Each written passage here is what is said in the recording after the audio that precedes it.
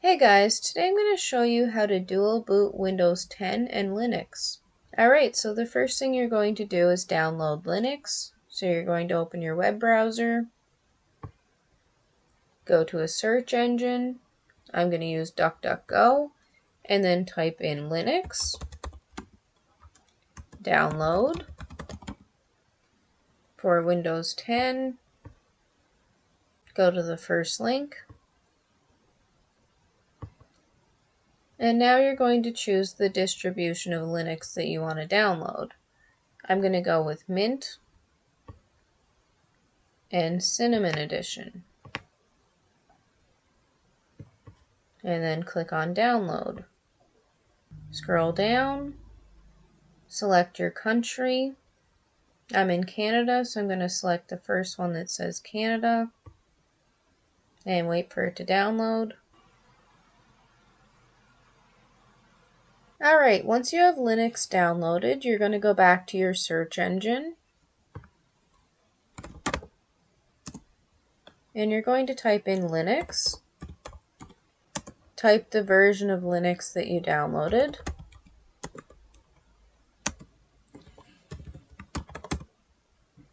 And System Requirements.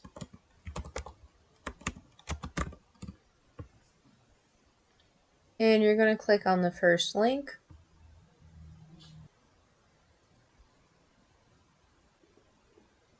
Alright, so it says 2 gig RAM, 2 gigabytes recommended for comfortable usage, 15 gigabytes of disk space, 20 gigabytes recommended. Now you're going to create a new partition on your hard drive. To do that, you're going to go to Search and type in Disk Management. And then go to Create and Format Hard Disk Partitions. That opens Disk Management. Now you're going to right-click on the C drive and select Shrink Volume. Querying volume for available shrink space. Please wait. Alright, so it says Shrink C, total size before shrink in megabytes, 487156. Size of available shrink space in megabytes, 423237. Enter the amount of space to shrink in megabytes. Now you're going to backspace the number and enter the amount of space to shrink in megabytes. Now it said 20 gigs is recommended. 20 gigs is 20,000 megabytes. So I'm going to type in 20,000. Now click on Shrink. Now you should see a new section that says Unallocated. You're going to right click on the unallocated section and go to New Simple Volume. Welcome to the new Simple Volume wizard. This wizard will help you create a simple volume on a disk. A simple volume can only be a single disk. To continue, click Next. So you're going to click Next. Click Next. Here you can change the drive letter. I'm just going to leave it as D. Click Next. Click Next. Completing the new Simple Volume wizard. You have successfully completed the new Simple Volume wizard. Click Finish. New volume. Drive letter D. 19.53 gigabytes. NTFS. Healthy Basic Data Partition. Now you're going to create a partition for swap space. So you're going to go to the C drive again, right-click on it, and select Shrink Volume. Once again, you're going to backspace the number and enter the amount of space to shrink in megabytes. Now you want to make this partition the same size as your RAM. My computer has 12 gigs of RAM, so I'm going to type in 12,000 and then click on Shrink. Now it should say Unallocated. You can just leave it as is and close out of Disk Management. Alright, now you're going to create a bootable Linux disk. Now you can do this using a CD or DVD if you have a CD or DVD drive, or you can do it using a thumb drive if you don't have a CD-DVD drive. Now, my new computer doesn't have a CD-DVD drive, so today I'm going to show you guys how to do this using a thumb drive. Now you're going to open your web browser, go to your search engine, and type in Rufus, R-U-F-U-S, download. Click on the first link.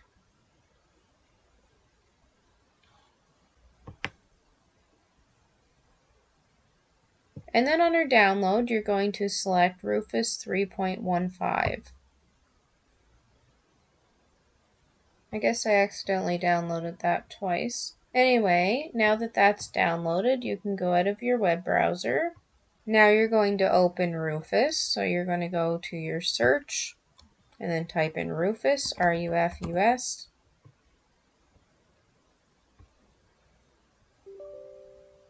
Do you want to allow this app to make changes to your device? Click yes.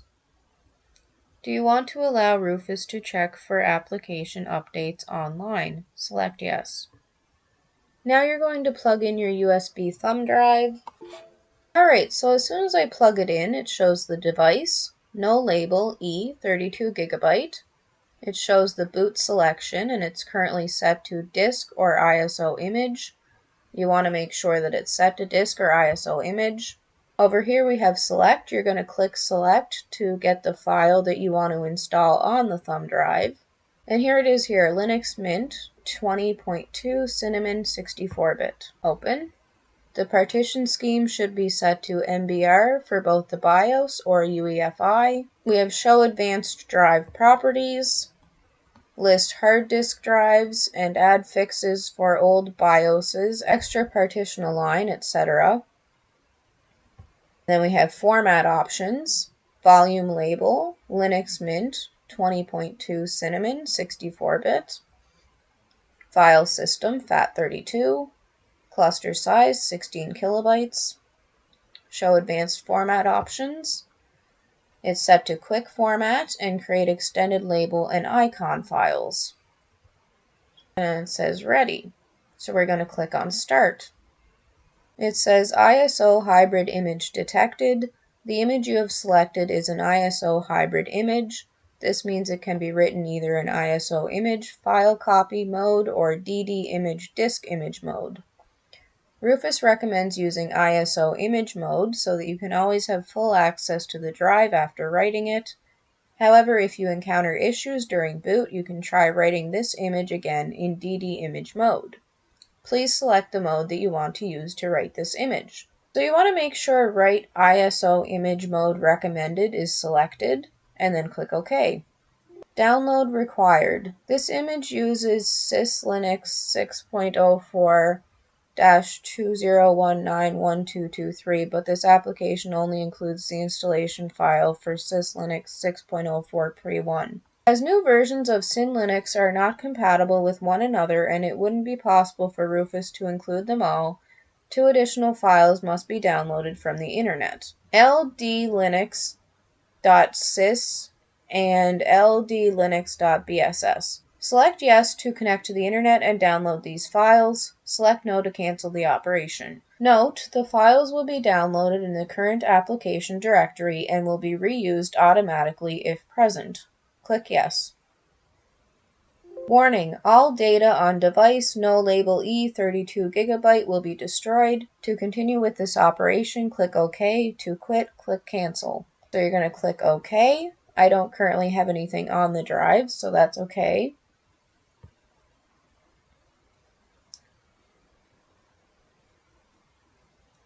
And now it's setting it up.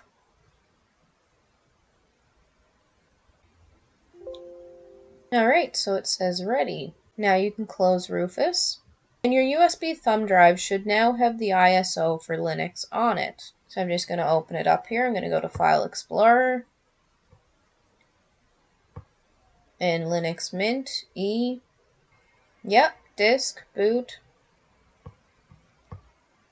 Now that you have the Linux ISO installed on your thumb drive, you're going to go into your computer's BIOS and install Linux on your hard drive. Now, to get into your computer's BIOS, you'll need to press the BIOS key when your computer is starting up. Depending on which brand of laptop you have, the BIOS key might be different. It could be F10, F2, F12, F1, or delete. My computer's an Acer Aspire, so the key to get into the BIOS should be F2. Now, if you're not sure what key to press to get into your computer's BIOS, you can go ahead and Google it. Alright, now I'm going to restart my computer, and I'm going to go into the BIOS.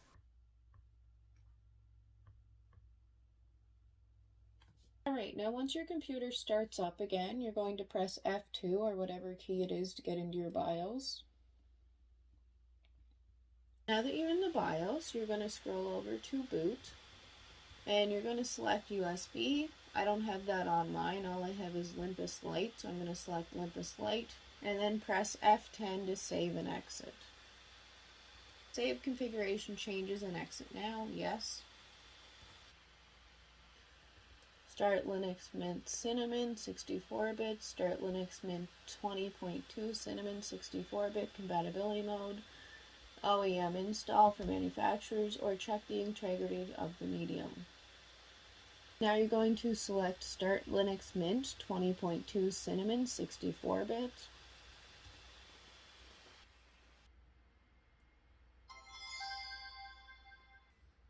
Alright, so it should say Computer, Home, and Install Linux Mint. You're going to double click on Install Linux Mint and wait for it to load. Now you're going to select the language, English, continue. Select the keyboard layout. I'm going to select English US. Click continue. Now you can set up your Wi-Fi network. I'm not going to do it right now, so I'm going to check off I don't want to connect to the Wi-Fi network right now. Click continue. Click continue and wait for it to load. Alright, so it says this computer currently has Windows Boot Manager on it. What would you like to do? Install Linux Mint alongside Windows Boot Manager. Documents, music, and other personal files will be kept. You can choose which operating system you want each time the computer starts up, or erase disk and install Linux Mint. Warning, this will delete all of your programs, documents, photos, music, and any other files in all operating systems.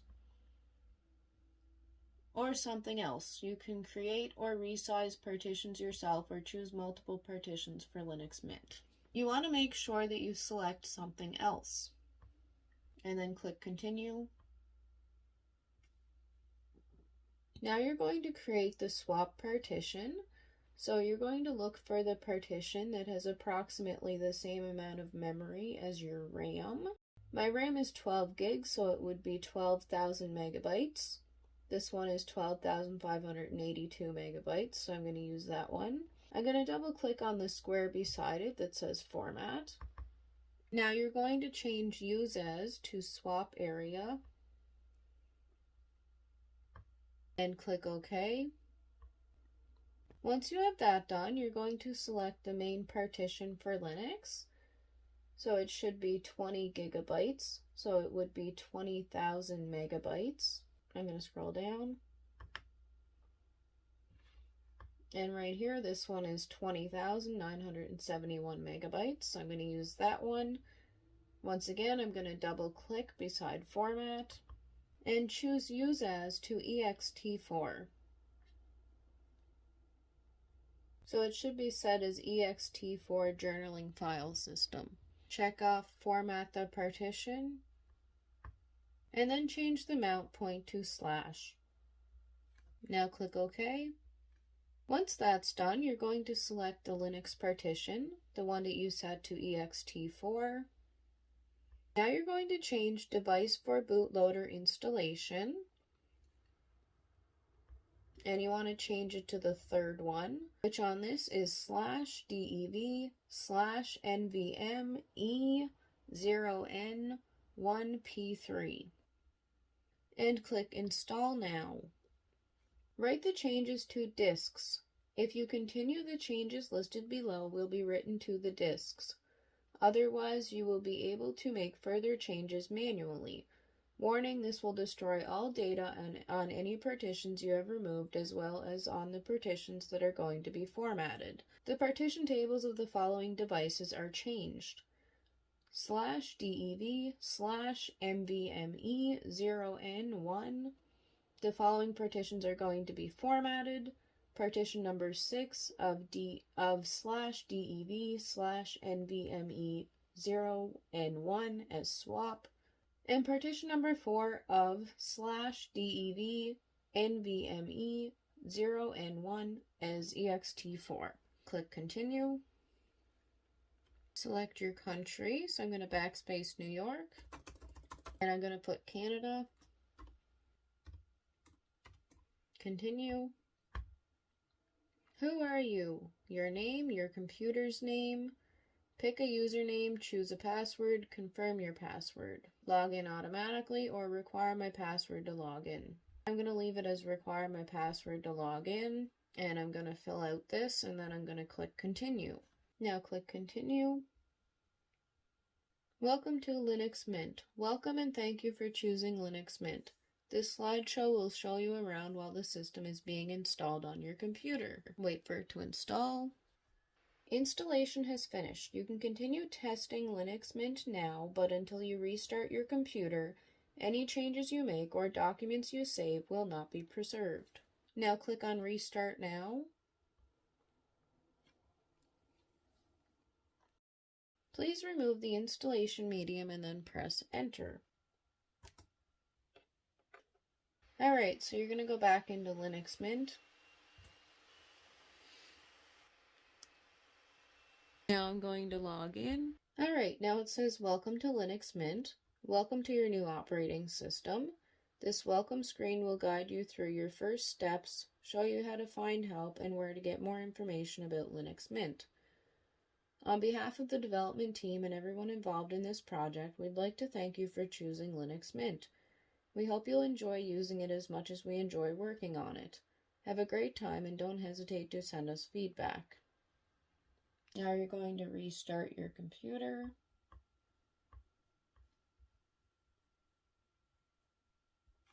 And you're going to go into the BIOS. So press F2 or whatever it is for you. Scroll over to boot and change it to Windows Boot Manager. Now press F10 to save and exit and enter. Once you restart, you should have the option for Linux Mint 20.2 Cinnamon, Advanced Options for Linux Mint 20.2 Cinnamon, Windows Boot Manager, or UEFI firmware settings. If you select Linux Mint, it'll go into Linux Mint, and if you select Windows Boot Manager, it should go to Windows.